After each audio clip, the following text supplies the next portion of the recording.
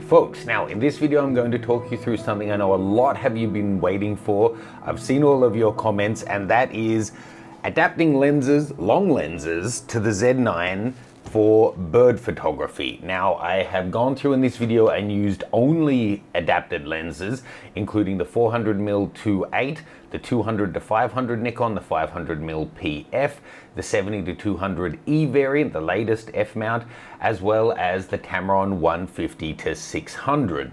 Now, I couldn't do everything in one video, and I don't have access to all the gear in the world anyway, so that's going to be a great cross-section for us. And I've shot all different scenarios. Now, before we jump into it, I have to acknowledge a couple of things. Firstly, testing equipment for something like birding compared to, say, just shooting a landscape or a headshot, a lot more of how well the system does is going to come down to the user's skill set level. And I'm kind of intermediate as a birder. I'm not an expert level, but for example, if I'm going to talk about how well it does tracking birds in flight, most of the job comes down to me being able to predict their behavior, how well I keep them in frame, keeping them within the focus points, for then the camera to do its job. And if you're choosing the wrong shutter speed, for example, you might find that you shot everything at 1/500th and then nothing looks really sharp and blame the equipment being out of focus, but actually it was your setting. So that's one thing.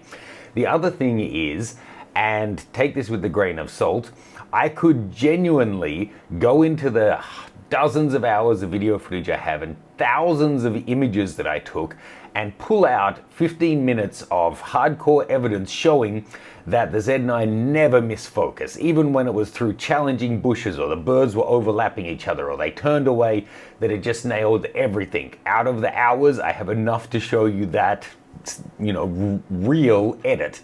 Or I could show you that it never got focused, that it kept jumping off them, that it was focusing on the pattern on their shoulder, not on their eye, that kind of thing. But the reality really is that the cameras were doing exceptionally well, but not perfect. So I'm not an ambassador. I'm not going to just show you that every shot that I take was absolutely perfect, because that's a misleading conclusion. I want to be honest and real with you, so I'm going to go through the 3 different shooting scenarios and talk specifically about the different lenses that I used, show you some sample photos, show you some through the lens recorded with the Atomos, and kind of show you how it really did.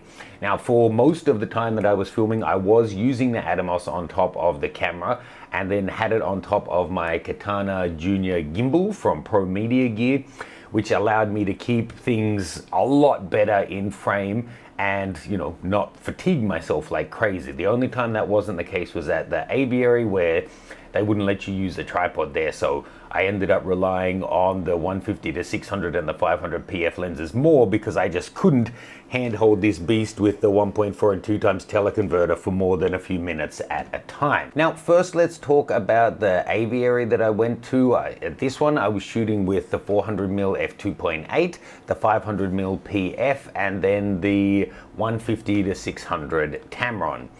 Now, I can say, having shot with the 400mm, well, actually I've shot with all of these lenses on multiple different shoots on the Z9, sometimes with surfing, sometimes with pets, sometimes with cars, sometimes with the birds. I shot with the 400 the most because it's just such a beast and I have it in studio, so why wouldn't you?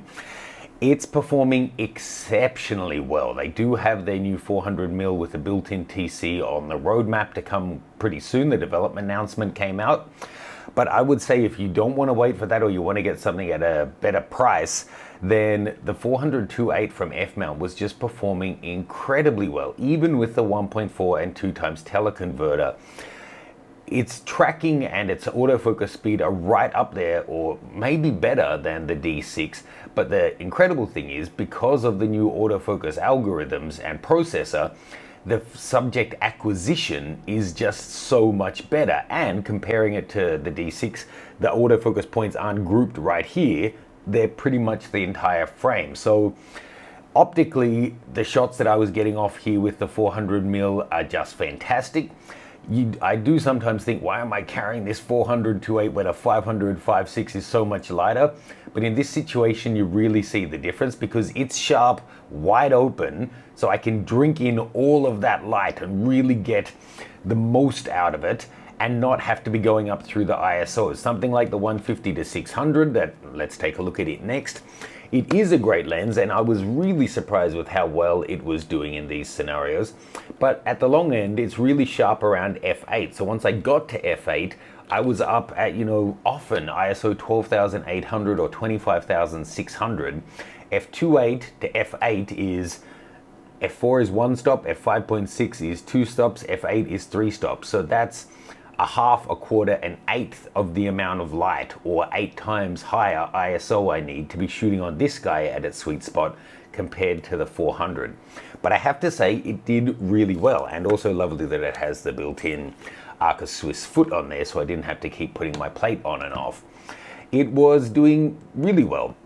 I enjoyed shooting with it. It's light, it's hand holdable despite the high ISO. There was this one instance where a woman took along her toy Lego man to take a photo with this kind of tame bird that everyone was getting photos with, and no surprise, like a cat, it had to mess with her, so it instantly picked up the Lego, flew away, dismantled it, and then dropped it onto the ground 20 feet below the walkway that we're on.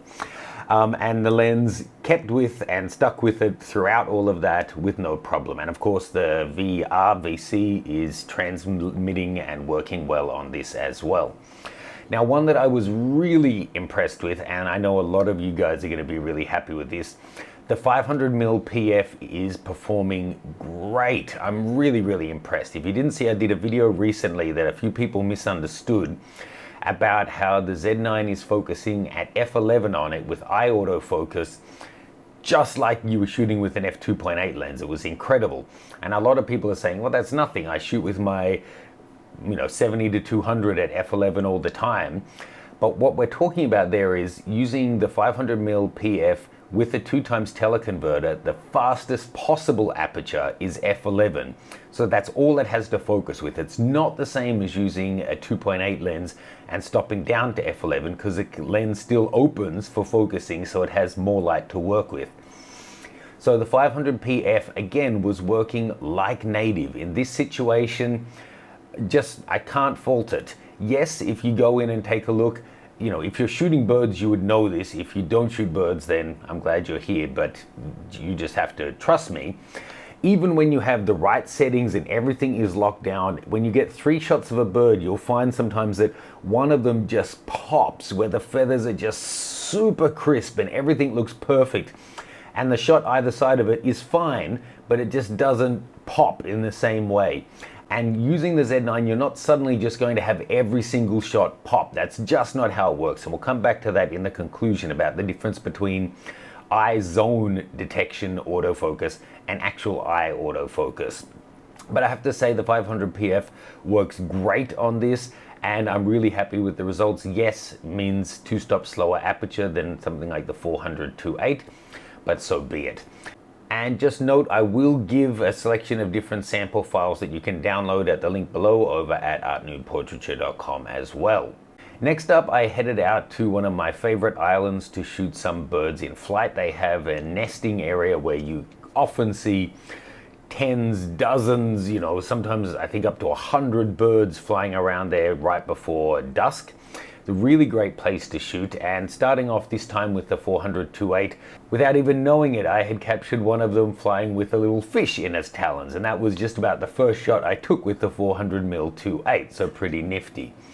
Here, I have to say, again, it was just performing great, and the big thing that came out from me going through thousands and thousands of images with each of the different lenses, the 400 2.8 and the 500 PF and the 70 to 200 are all focusing so great, and the tracking speed is obviously really up to the task, but it's the optical quality actually of those 3 lenses again, they just shine above all the others. On the birding day here on the island, I took along the 200 to 500mm lens, and it's a fine lens, but it's just not nearly optically at the same level as the 400 or the 500mm primes. And I have to say, out of all the lenses I'm talking about here today, the 200 to 500 was noticeably the slowest in autofocus in terms of acquisition and tracking. But having said that, It's not that it's unusable, it's just that the others were so good that you could tell that it was in last place. Take a look at this little bird flying along, enjoying its day when it gets bombed out of nowhere, obviously anticipated it by swinging upside down so quickly. Avoids the attack and then just flies on with its day. So, you know, it stuck with all of that, even with the birds moving around erratically. Just, I would say my hit rate was lower with it, and while shooting with it, you could tell it was sometimes a quarter of a second behind the action, whereas the other lenses were right on it. And that's one where I have to give props to the Tamron 150-600. This is the G2 version. It really was doing great. It kept up with everything. So in this kind of a situation where you had lots of light to work with and then shooting at f8 and then, you know, at 1,000, 1,500, 2,000th of a second, you can still keep your ISO to an acceptable number, maybe 800, 1,200, that kind of area. And then I think it's really a great option. If you're shooting in lower light situations, then, I mean, it's the same as if you're doing it on DSLR, your ISO is going to have to end up being faster. But the autofocus capabilities are really made use of with the Z9. I was really impressed with it.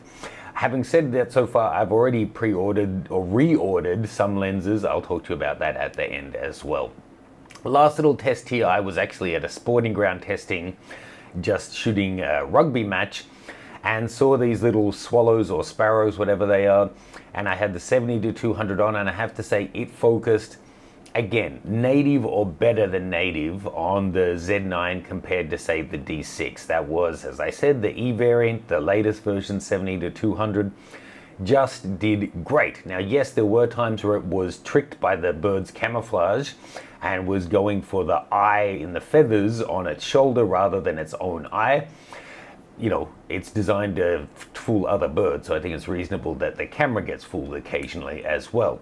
Now, that's a point I wanted to pull out, and I've seen other people talk about this on Canon and Sony as well, so this isn't a criticism of Nikon per se, but it's of all of the systems. When you have these complex algorithms, so let's just pretend I am a bird or a cat or even a person for a second. When the camera recognizes, okay, there's an eye, that's something of importance, let's put a small of a box on there as we're able to given the size of the frame. Of course, the camera doesn't know it's actually an eye, it just knows it's something of importance. So the box goes on, and then if, for example, my nose is in that box, it could potentially focus on the nose because it's within the important area of focus, and, you know, it's closer to the camera. Same if I'm here, then it has a really clear shot at my eye. But if this eye is closed and it's shooting over this side, there's a good chance it's going to hit the bridge. So it's just the same with the birds. When you're shooting with like a 400mm 2.8 and then adding a teleconverter, you can still just have like millimeters depth of field. So when the bird turns its head around, it's totally possible and acceptable and forgivable, in my opinion, that you're going to get some of the beak or some of the ear rather than exactly on the eye every time. So I don't want to give you the impression that getting the Z9 with native or adaptive glass, you're just going to suddenly get every single bird shot in perfect focus, and that when birds fly over the top of each other, it'll never miss tracking the one you're on, or when it goes behind a bush. It's not faultless like that, but it is so far ahead of any Nikon DSLR or any DSLR that I've ever tested. And from what I've seen of what Canon and Sony bring to the party, I think they're right up there as well. And the Z9 is now duking it out. We would have to get them in side by side to really test them. I wouldn't go ahead and claim that this is ahead of them, but I also wouldn't say that it's behind them, because I've never seen, or never personally used anyway, anything that's performing as well as this. And keeping in mind that every single lens that I ran these tested with was adapted, not a native lens. That's pretty mind-blowing. So I can't wait to see the 400mm 2.8 native when it finally comes out. I have so much more footage still to get through for you guys, including sports cars, surfers, wakeboarders, cats, all kinds of fun stuff. So make sure you have liked and subscribed to see that stuff coming up. Check out the Art Nude tape project with Steph. The link for that one is below, as well as for the sample files. And let me know what else you'd like to see me do with all of the footage I have from the Z9. I should be getting it back in to test out even more really soon. Cheers guys, I hope you enjoyed this. Now folks, I'm just jumping in here in post. I realized I didn't tell you what it is that I have ordered. I ordered the 500mm PF. I was so impressed with it on F mount already, even more so on Z mount. I think it's going to be just great for wandering around Hong Kong. It's got lots of great hiking trails to have a birding lens with me. I have no idea how long it'll take to show up, but fingers crossed it won't be too long. I've actually ordered a couple of other things as well, but that might be the subject for a future video. And I am tossing up a 400-2.8 or a 500-600 f4 super tele as well, but I haven't made up my mind on that. If you own any of the Nikon super teles, then let me know your thoughts. What do you have? What do you love? Hope you found this video fun and useful. Like, subscribe, check out the courses, all that good stuff. I'll see you soon.